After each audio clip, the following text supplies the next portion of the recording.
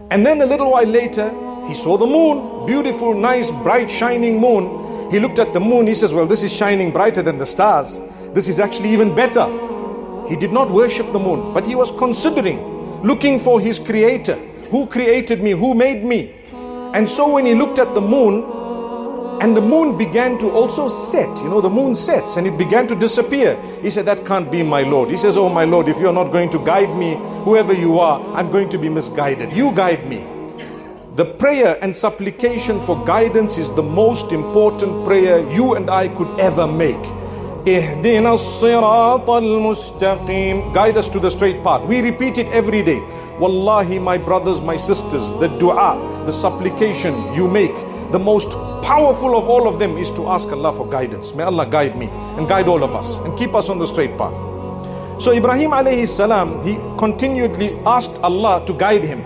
He saw the sun rise in the morning and he was excited because for the first time, even though throughout his life he used to see the sun every day, but it was the first time he considered the greatness of the sun. That's why Allah says, when you look into the creation of Allah, the night and the day and the way it moves and the sun and the moon and so on, you will discover the greatness of the Maker thereafter. But for us, every day we look at things, we take it for granted. Take a moment. Allah says, وَفِي أَنفُسِكُمْ أَفَلَا تُبْصِرُونَ. Don't go too far. Look inside yourself. Take a look at your organs. Each one of them is a sign of the existence of Allah. How they work, how it happens. You're looking at me, I'm looking at you. You're breathing effortlessly, subhanallah. Your heart is pumping 136,000 times a day and you don't even realize. Allahu Akbar. Allah says, and you still think we don't exist. La ilaha illallah. La ilaha illallah. Each one of your limbs, your organs, your ears, your lips, your nose, your nostrils, the hair in your nose and why it's there is just a miracle from Allah. It's not a coincidence. Those who tell you that are actually not even dreaming, because a dream itself is a miracle. Subhanallah, subhanallah. May Allah Almighty grant us guidance.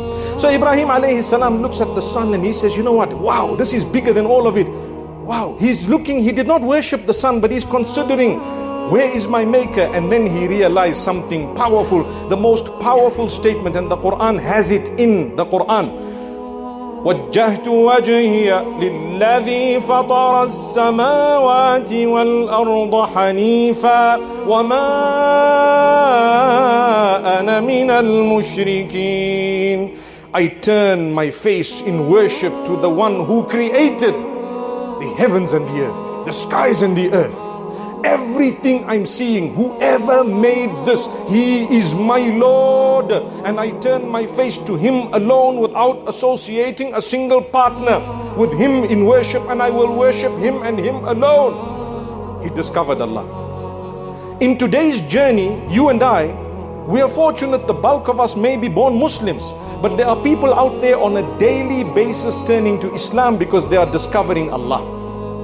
Every day. People are turning to Islam in their thousands across the globe.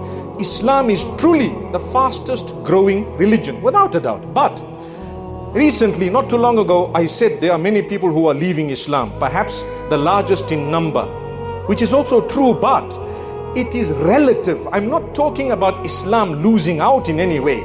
What I'm saying, because there are billions of Muslims, when you have 0.00001%, that figure is bigger than other faiths who have smaller numbers. So it doesn't mean we are the bottom of the log. We are actually at the top of it. But at the same time, there are people who leave, people who come. The people who are coming in are far larger in number than those who are exiting, who are few comparatively, but more than in the past because of our sheer numbers. And most of them, they exit and a little while later they come back again because they realize, you know what, what's in the market is not good. A guy who drives sorry to give you such a silly example, a guy who drives a Mercedes S-Class, no matter what, he's going to come back to that car.